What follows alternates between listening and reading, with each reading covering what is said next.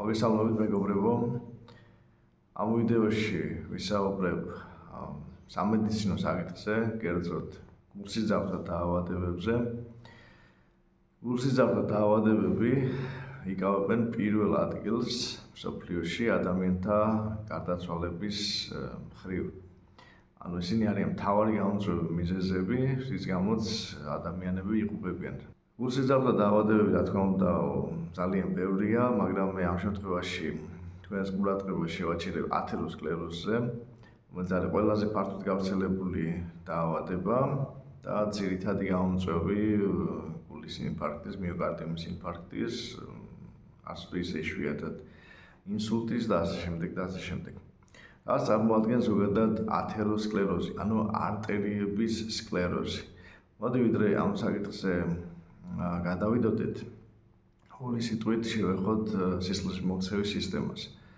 ხო, ის შედგება გულისაგან და სიზარღვევისაგან. გული არის ტუმბო, რომელიც ტუმბავს ჩვენ სისხლს, მაგრამ სად მიედინება სისხლი გულიდან?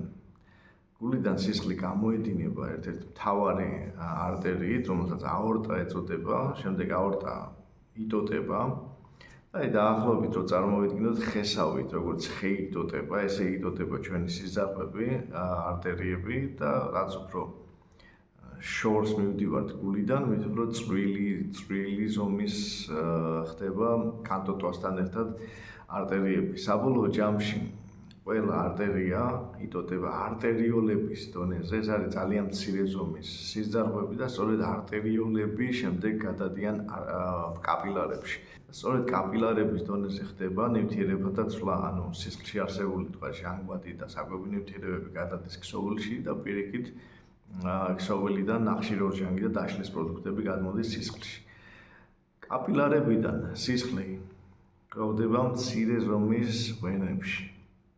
რომლებიც შემდეგ რა თქმა უნდა უერთდებიან ერთმანეთს და ქმნიან უფრო დიდი ზომის ვენებს. საბოლოო ჯამში ჩვენს ორგანიზმში ყველა ვენა უერთდება ორ მთავარ ვენას, ეს არის ზედა და ქვედა ყრუ ვენები და ორთავე უკავშირდება გულს. ანუ სისხლი როგორც ცირკულირებს გულიდან არტერიებში, არტერიებიდან კაპილარებში, კაპილარებიდან შემდეგ გადადის ვენებში და ვენებიდან მიდის ისევ გულში და ესეთ ცირკულაციას ახდენს ჩვენი სისხლი. რას წარმოადგენს ათეროსკლეროზი? წარმოვიდგინოთ პლასმასის მილი, უბრალოდ ამ შემთხვევაში წარმოვიდგინოთ, რომ ის განასახიერებს არტერიას გვერდი ჭრილში. ეს არის ნორმალური სანათური და ათეროსკლეროზის დროს შიდა ზედაპირზე, აი აქ შიგნით, წარმოიქმნება ერთგვარი წარმონაქმნი, გამონაზარდი, მას ათეროსკლეროზულ ფოლადსაც უწოდებენ ძალიან ხშირად, რომელიც ავიწროებს ამ ზედაპირს. შეიძლება მთლიანადაც დაახშოს ზოგიერთ შემთხვევებში, თუ არა და ნაწილობრივ მაინც და არ ხდება სისხლის წესიერი გატარება, ნორმალური გატარება არტერიის შიდა ზედაპირზე. სწორედ ეს არის ათეროსკლეროზი. მოდით ახლა ვისაუბროთ მექანიზმზე, როგორ ვითარდება ეს დაავადება, რა იწვევს მის განვითარებას და პრევენციის რამდენიმე საინტერესო მეთოდსაც გეტყვით. ესე იგი, ყველაფერი იწყება არტერიის შიდა ზედაპირიდან. აი აქ წარმოვიდგინოთ, რომ აი ეს წითელი შრე არის კუნთოვანი შრე, ხოლო აი ეს ნაცრისფერი შიდა ზედაპირზე არსებული შრე, ეს არის ეპითელური ქსოვილი. არტერიის შიდა ზედაპირი დაფარულია უჯრედების ერთი შრისაგან, ეპითელური უჯრედების ერთი შრისაგან. ამ ეპითელურ უჯრედებს სანათურის მხარეს გააჩნიათ უჯრედის ზედაპირზე არსებული ერთგვარი წყანაზარდები, რომელსაც ერთიანობაში გლიკოკალექსი ეწოდება და სწორედ გლიკოკალექსის ასე ვთქვათ, დარღვევა იწვევს ათეროსკლეროზის განვითარებას.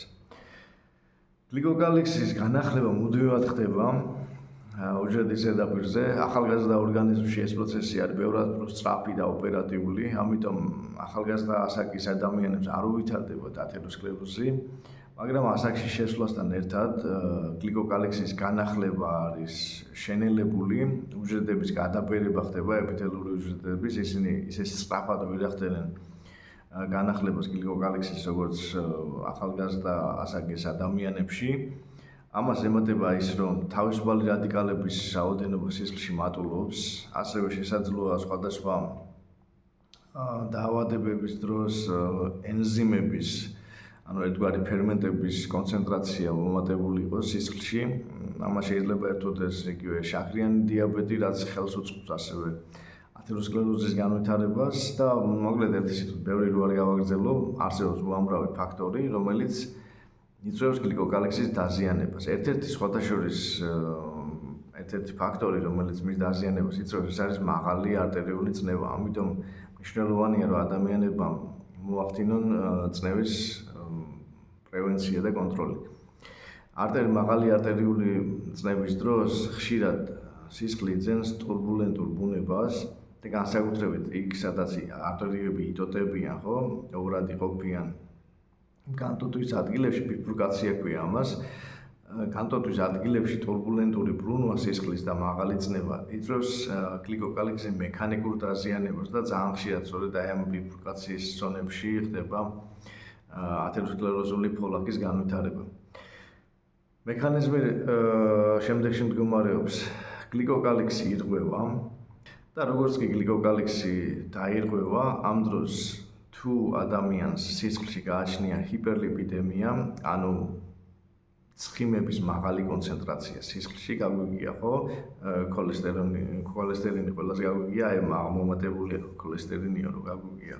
ხშირად დატო არის ეს საშიში, იმიტომ რომ ასაკში შესვლასთან ერთად, როდესაც ძალიან ხშირია არტერიების შიდა ზედაპირის კედლის დაზიანება, ამ დროს მაღალი კონცენტრაცია ცხიმების სწორედ ამ დაზიანებულ ზონაში აღწევს ეპითელურ ქსოვილში და მოექცევა მის უკანა ზედაპირზე, ანუ იქ სადაც კუნთოვანი ქსოვილი იწყება, ხო? აქ შესული ლიპიდები განიცდიან ოქსიდაციას და წარმოქმნიან ანთებით კერას. როდესაც ორგანიზმში კონკრეტულ ზონებში წარმოიქმნება ანთება, ის ანთების სპეციფიკურ, ასე ვთქვათ, სიგნალებს წარმოქმნის, რომელიც ერთგვარი, ასე ვთქვათ, სირენა იმუნური უჯრედებისთვის, ეძახის იმუნურ უჯრედებს, რომ მობრძანეთ აი ამ ზონაში არის ანთებითი პროცესი და მიხედეთ ანთებას. აქ მართლაც მოდიან შემდეგ ამ დაზიანებულ ზედაპირზე არტერიის იმუნური უჯრედები, მაგრამ სამწუხაროდ ისინი აქვე ერასრულებენ თავიანთ ფუნქციას. როგორც კი შეიჭრებიან, ასე ვთქვათ, ეპითელური ქსოვილში, იწყებენ აი ამ შეჭრილი ცხიმის წვეთების გადაყლაპვას, საბოლოო ჯამში იბერებიან, იჭედებიან ასე იგი კედელში, ეპითელიუმის კედელში, ვერ გადაადგილდებიან და წარმოქმნიან ერთგვარ ცხიმოვან უჯრედებს. ბრჭყალებში, რა თქმა უნდა, ცხიმოვან უჯრედებს უამრავი იღუპება, ისევ იხლიჩება და გამოდის მათში არსებული ცხიმები ამავე ქსოვილში და ბევრი რო არ გავაგრძელო, ეხლა მექანიზმი ძალიან რთული მექანიზმია, ყველაფერს არ აღწევ. ასე იგი გაკირვა ხდება საბოლოო ჯამში და შემაერთებელი ქსოვილის წარმოქმნა და წარმოიქმნება ერთგვარი ესეთი წანაზარდი, ანუ ათეროსკლეროზული ფოლაკი, რაც საბოლოო ჯამში არტერიის შიდა კედლის შევიწროებას იწვევს და არ ხდება აი ამ ზონაში შემდეგ სისხლის წესიერი გატარება. როგორ მოვახდინოთ პრევენცია ათეროსკლეროზის? ეხლა ყველაფერს რომ დაუბალანსებელი კვება იწვევს, ეს უჩემოდაც ჩვენი რა იცით, ამიტომ დაბალანსებულ კვებაზე აღარ შევაჩერებ თქვენს ყურადღებას. გეტყვით ორ ძალიან მნიშვნელოვან რამეს, რომელსაც შეუძლია ათეროსკლეროზის პრევენცია. ეს არის ღვინის დიეტა. საუბარია წითელ ღვინოზე, ზოგი შავს ეძახის, ნება თქვენია, როგორც გნებობთ ისე უწოდეთ. საუბარია დაახლოებით 150-200 მილილიტრ ღვინოზე შუა დღეს სადილის შემდეგ. არ შეიძლება მისი მიღება ცარიელ კუჭზე, იმიტომ რომ კუჭის გაღიზიანებას იწვევს. როდესაც ისადილებთ, დააყოლეთ 1 ჩიკა ნატურალური ქართული ღვინო. არ არის აქ საუბარი ფალსიფიცირებულ ღვინოებზე, არ არის საუბარი რაღაცა ფხვნილებისგან დამზადებული ან შაქარზე დამზადებული ღვინოზე, აუცილებლად უნდა იყოს ნატურალური და აუცილებლად უნდა იყოს ჭაჭაზე დაყენებული ღვინო და რატოა ეხლა ეს მნიშვნელოვანი? იმიტომ რომ თვითონ ყურძნის, ასე იგი, გარსი შეიცავს პოლიფენოლებს და თუ ევროპულად არის ღვინო დაყენებული, ანუ მხოლოდ წვენია გამოყენებული ღვინის დასაყენებლად, მაშინ პოლიფენოლების შემცველობა არის შედარებით რომ მცირე, ვიდრე ჭაჭაზე დაყენებული ღვინის. ამიტომ ტრადიციული ქართული მეთოდით დაყენებული სუფთა ნატურალური ბიო შავი ღვინო არის უიბარი წამალი ათეროსკლეროზის წინააღმდეგ. სასურველია რომ ყოველ დღე საკვების შემდეგ შუა დღეს ერთი ჭიქა 100-150 მლ-ის ოდენობის მიიღოს 45-50 წლის და უფრო მაღალი ასაკის ადამიანებმა. რას აკეთებს ახლა ეს შავი ღვინო? პოლიფენოლები, რომელიც შედის ამ ღვინის შემადგენლობაში, ისინი ფაქტობრივად გამოირჩევიან თავიანთი ანტიათეროსკლეროზული თვისებებით, ახდენენ ანთების საწინააღმდეგო მოქმედებას და ანეიტრალებენ თავისუფალ რადიკალებს. ეს თავისუფალი რადიკალები არის ან დადებითად, ან უარყოფითად დამუხტული მცირე ზომის ქიმიური, ასე ვთქვათ, ნაერთები, რომლებიც ძალიან აქტიურები არიან ქიმიურად და თითქმის ყველაფერთან შედიან რეაქციაში მათ გარშემო და იქიდან გამომდინარე, რომ როდესაც ბიომოლეკულებთან შედიან ეს თავისუფალი რადიკალები რეაქციაში, როგორც წესი, ცვლიან მათ სტრუქტურას და სტრუქტურა შეცვლილი ბიომოლეკულა ძნელად ინარჩუნებს მის, ასე ვთქვათ, ფუნქციას. ამიტომ ისინი ძალიან საშიშები არიან. ჩვენ გვსმენი ალბათ ტერმინი ხო, ანტიოქსიდანტები. ეს ანტიოქსიდანტები არიან ნივთიერებები, რომლებიც სწორედ ამ თავისუფალი რადიკალების განეიტრალებას ახდენენ. და პოლიფენოლები ზუსტად ამ ანტიოქსიდანტების ჯგუფს მიეკუთვნება. ასევე უნდა დავიმახსოვროთ, რომ ძალიან დიდი რაოდენობით ანტიოქსიდანტები შედის მწვანილობაში. როდესაც ადამიანებს ძალიან ხშირად ხო, ჩვენ სუფრა ქართველებს განსაკუთრებით სუფრაზე გვიყვარს ესე ქორფა მწვანილის მირთმევა და ძალიან სასარგებლოა. ხელს უწყობს აი ამ თავისუფალი რადიკალების კონცენტრაციის შემცირებას სისხლის. სწორედ ეს თავისუფალი რადიკალები არიან ერთ-ერთი მთავარი დამაზიანებელი გლიკოკალიქსის. ასევე გლიკოკალიქსის დაზიანებას იწვევს სისხლში არსებული ენზიმები და განსაკუთრებით, როდესაც ადამიანს აწუხებს შაქრიანი დიაბეტი, შაქრის მაღალი კონცენტრაცია ძალიან ააქტიურებს ენზიმებს. ეს ენზიმები თავისუფლად შემდეგ აზიანებენ გლიკოკალიქს. ამიტომ შაქრიანი დიაბეტის მქონე პაციენტებმა განსაკუთრებული ყურადღება უნდა მიაქციონ, რომ შაქრის დონე მათ სისხლში იყოს მუდმივად ნორმის ფარგლებში. ყველაზე ძლიერი ანტიათეროსკლეროზული, ასე ვთქვათ, თერაპია არის შიმშილობა. 36 საათიან შიმშილობაზეა საუბარი. ძალიან რთულია ამის დაცვა, დიდ ნებისყოფას მოითხოვს. უამრავ ადამიანს არ აქვს ამის ნებისყოფა, რომ დაიცვას. ასე იგი 36 საათიანი შიმშილობა, მაგრამ ვისაც შეუძლია, ხო, ამაზე ძლიერი ანტიათეროსკლეროზული დაცვა არ არსებობს. ესე იგი შიმშილობის დროს რა ხდება, რომ ჩვენს ორგანიზმში ის თუ მომატებულია, თქვათ, შაქრის დონე, ან იგივე ლიპიდების დონე, ხო, შიმშილის პერიოდში, როდესაც გარედან არ ხდება ამ ნივთიერებების შეწოვა ორგანიზმში, ისინი თანდათანობით გაიხარჯება, სისხლში მოვლენ ნორმის დონეზე და თანდათანობით ნორმის დონიდან დაეცემიან ნორმის ქვედა ზღვრამდე.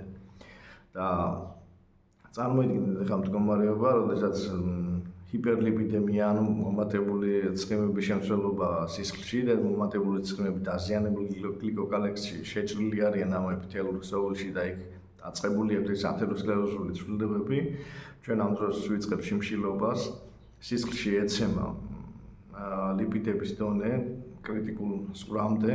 ამ დროს რა ხდება, რომ ეს ზედმეტი ცხიმი რაც შეჭრილი იყო არტერიის კედელში, პირიქით გამოსვლას იწყებს და გადადის ისევ სისხლში, იმიტომ რომ სისხლში დეფიციტია ფაქტობრივად ლიპიდების, ხო? ეს არის ერთ-ერთი მექანიზმი, თუ როგორ ხდება შიმშილობის დროს ათეროსკლეროზული ცვლილებების უკუშექცევა. ოღონდ ეს საუბარია ხა ამ შემთხვევაში ახლა დაწყებულ პროცესზე. შორს წასული პროცესი, როცა უკვე და გაკირვა და შემაერთებელი ქსოვილის ჩამოყალიბება დასრულებულია, იქ ამას ვერ შევატრიალებთ, მაგრამ ახლა დაწყებული პროცესების შებრუნება შეუძლია 36 საათიან შიმშილობას. და ეს არ არის კიდევ მთავარი მექანიზმი, რაც ეხმარება ორგანიზმს თავი დაიცვას ათეროსკლეროზული ცვლილებებისაგან, ანუ გულისხმობ ლიპიდების ცვლის ამ კონკრეტულ თავისებურებას. ესე იგი, დაახლოებით 24 საათი შიმშილობის დაწყებიდან არის ზღვარი, როდესაც ორგანიზმში იწყება აუტოფაგია. აუტოფაგია ეს არის მექანიზმი, რომლის დროსაც ორგანიზმი თავის ძველ უჯრედებს ცილების დეფიციტის გამო კლავს, დაშლის და მათ შემადგენლობაში არსებულ ცილებს გამოიყენებს საჭიროებისამებრ. და აი ამ ეპითელურ ქსოვილში არტერიების შიდა ზედაპირზე, რომელსაც მთელი ეს ვიდეო ვსაუბრობთ, ასაკთან ერთად თანდათანობით წარმოიქმნება ეგრეთ წოდებული ზომბი უჯრედები. ეს არიან უჯრედები, რომლებმაც უარი თქვეს დაპროგრამებულ სიკვდილზე. ასეთი უჯრედები ძალიან ხშირად მათ ზედაპირზე ბლოკავენ იმ მარკერებს, რომელიც ეუბნება იმუნურ უჯრედებს, რომ მოდი ეხლა და გამანადგურე. აი მარკერების სრული ბლოკირება ხდება, თვითონ არ იკლავენ თავს, არ ხდება აპოპტოზი და ასეთმა უჯრედმა შეიძლება ჩვენს ორგანიზმში ათეულ დეკადების განმავლობაში იარსებოს. ხა რატოა საშიში ეს გადაბერებული უჯრედები? იმიტომ რომ ისინი არიან მთავარი წყარო თავისუფალი რადიკალების. ხშირად მათში ხდება კიდევ სხვა ცვლილებები, აღარ მინდა ამაზე ძალიან გადავტვირთოთ, მაგრამ მოდი ამაზე შევაჩეროთ ყურადღება, რომ ძალიან დიდი რაოდენობით წარმოქმნიან ისე თავისუფალ რადიკალებს, იქიდან გამომდინარე, რომ მათი ორგანოიდები არიან გადაბერებულები და ვერ ასრულებენ თავიანთ ფუნქციას. და ეს გამოთავისუფლებული დიდი რაოდენობის რადიკალები შემდეგ უკვე ახდენს მეზობელი უბნების გლიკოგალექსის დაზიანებას. და შიმშილობის დროს სწორედ ორგანიზმი იცლის აი ამ გადაბერებული უჯრედებისთვის და ახდენს მათ მოშორებას. ამიტომ შიმშილობას არის ძალიან დიდი პოზიტიური ეფექტი, ვისაც შეუძლია 36 საათიანი შიმშილობის დაცვა. უნდა მიიღოთ ამ პერიოდში აუცილებლად მინერალური წყალი, დაახლოებით 2 ლიტრი წყალი მაინც უნდა მიიღოთ და აქედან 1 ლიტრი მაინც რომ მინერალური წყალი იყოს, განსაკუთრებით ბორჯომი მდიდარია სხვადასხვა მიკროელემენტებით, რომელიც ჩვენი ორგანიზმიდან გამოიდევნება შართან ერთად და თუ ამისი მიღება გარედან არ მოხდა, შეიძლება გაგვიჭირდეს ამ შიმშილობის დაცვა. ამიტომ გაითვალისწინეთ, რომ როდესაც 36 საათიან შიმშილობას იწყებთ, წყლის მიღების დროს მიიღეთ აუცილებლად მინერალური წყალიც. არ უწევ რეკომენდაციას პლასმასის ბოთლებში ჩამოსხმულ ბორჯომს. ეხლა გეტყვით ერთ რამესაც, რაზეც ბევრი არ საუბრობს. განსაკუთრებით მინერალური წყლები ახდენენ პლასმასის დაშლას და ეს დაშლილი პლასმასის მონომერები გადადის მერე ამ მინერალურ წყალში და ფაქტობრივად ჩვენ ვღებულობთ პლასმასნარევ წყალს. კვირაში ერთხელ თუ დავიცავთ 36 საათიან შიმშილობას, ჩავთვალეთ, რომ ათეროსკლეროზი არ შეგაწყვეტთ არასოდეს. მაგალითისთვის, თუ 5 შაბათ საღამოს 8 საათზე მივერთმევთ საკვებს, შაბათ დილით 8 საათამდე აღარ უნდა მიიღოთ, ანუ 36 საათიანი შიმშილობის დროს აუცილებელია რა თქმა უნდა წყლის მიღება და სასურველია რომ ეს წყალი იყოს მინერალური წყალი. მაშასე მეგობრებო, ერთგვარი რეზიუმე გავაკეთოთ. ათეროსკლეროზი ეს არის არტერიების სკლეროზული გადაგვარება, რომლის დროსაც არტერიების შიდა ზედაპირზე ვითარდება ერთგვარი წარმონაქმნები, გამონაზრდები, რაც ავიწროებს მის შიდა ზედაპირს და ხელს უშლის სისხლის გატარებას. ეს არ არის სადღაც ლოკალური დაავადება, ათეროსკლეროზი ვითარდება მთელს ორგანიზმში. მისი პრევენციის ძირითადი მექანიზმებზე გესაუბრეთ. ღვინის გამოყენება ყოველდღიურად, წითელი ნატურალური ღვინო, დაახლოებით 100-150 მაქსიმუმ 200 მლ-მდე და კვირაში ერთხელ 36 საათიანი შიმშილობა არის უებარი საშუალება ათეროსკლეროზის წინააღმდეგ. ასევე მნიშვნელოვანია, რომ 45-50 წლის ასაკიდან ყველა ადამიანმა წელიწადში ორჯერ მინიმუმ ერთხელ მაინც მოახდინოს სისხლში შაქრის მონიტორინგი, რომ არ გაგვიპაროს შაქრიანი დიაბეტის ადრეული ეტაპები და აგრეთვე გაისინჯოს ლიპიდური სპექტრი, ანუ ცხიმების შემცველობა სისხლში. ცხიმების ცვლას სხვადასხვა არეგულირებს ღვიძლი და ჩვენ იმდენად არასწორად ვიკვებებით, განსაკუთრებით ახლა 21 საუკუნეში, სადაც ფაქტობრივად კონსერვანტებით არის გამოტენილი ჩვენი საკვები, ძალიან დიდი დატვირთვა მოდის ღვიძლზე, ტოქსიკური დატვირთვა და ამიტომ ჩვენი ღვიძლი ხშირად ვერ ასრულებს საკუთარ ფუნქციას და ის ვერ არეგულირებს ცხიმების შემცველობას სისხლში და როდესაც მაღალი შემცველობა ცხიმების სისხლში, სწორედ ეს არის მთავარი ფაქტორი, ერთ-ერთი მთავარი ფაქტორი, რაც შემდეგ ათეროსკლეროზის განვითარებას განსაზღვრავს. ამიტომ მნიშვნელოვანია, რომ შევიმოწმოთ ხშირად ლიპიდური სპექტრი სისხლში და გადავამოწმოთ შაქრის დონე. ასევე, რა თქმა უნდა, სისხლის წნევას აქვს ძალიან დიდი მნიშვნელობა, შევინარჩუნოთ ის ნორმის ფარგლებში და თუ ამ ყველაფერს კიდე დავახმართ ერთ ჭიქა ნატურალურ ღვინოს ყოველდღე და კვირაში ერთხელ 36 საათიან, თუნდაც ორ კვირაში ერთხელ 36 საათიან შიმშილობას, ჩათვალეთ, რომ ამ პრობლემისგან სამუდამოდ განთავისუფლდებით. ჯანმრთელობას გისურვებთ, შეხვდებით შემდეგ ვიდეოში.